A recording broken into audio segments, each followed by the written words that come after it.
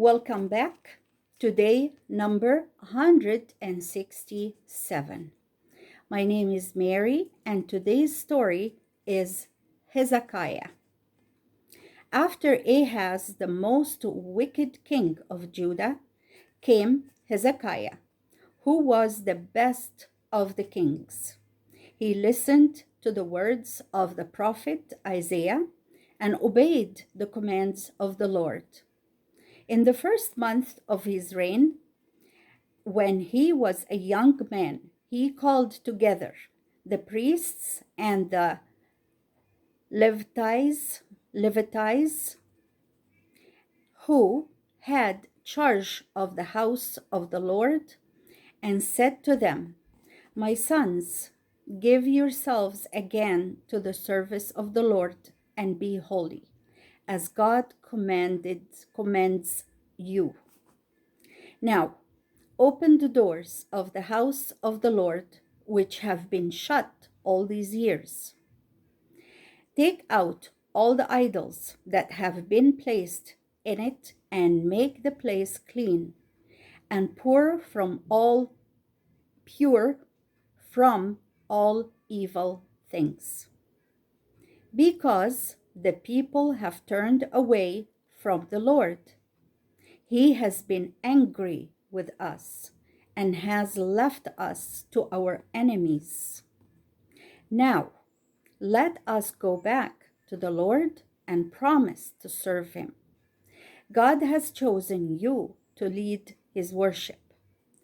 Do not neglect the work the Lord has given you."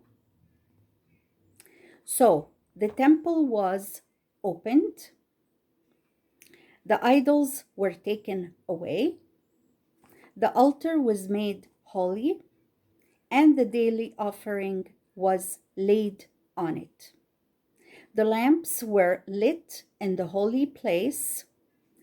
The priests stood before the golden altar offering incense.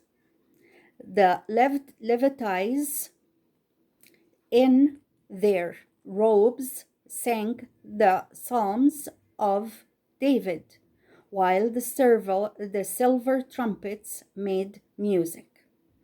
And the people came up to worship in the temple, which they had not done in many years. You remember that the great feast of Passover reminded the people how the children of Israel had come out of Egypt. For a long time, the people had not kept this feast, both in Judah and Israel. King Hezekiah sent commands through all Judah for the people to come up to Jerusalem and worship the Lord at this feast. He also sent men through the land of Israel, the 10 tribes, to ask them to come up with their brothers of Judah to Jerusalem and keep the feast. At that time, Hoshea, the last king of Israel, was on the throne. The land was overrun by the Assyrians, and the kingdom was very weak and nearing its end. Most of the people in Israel were worshippers of idols and had forgotten God's law. They laughed at Hezekiah messengers and would not come to the feast. But in many places in Israel, there were some who had listened to the prophets of the Lord, and these came up to worship with the men of Judah. For each family, they roasted a lamb, and with it they ate unleavened bread made without yeast. They praised the Lord who had led their fathers out from Egypt to their own land.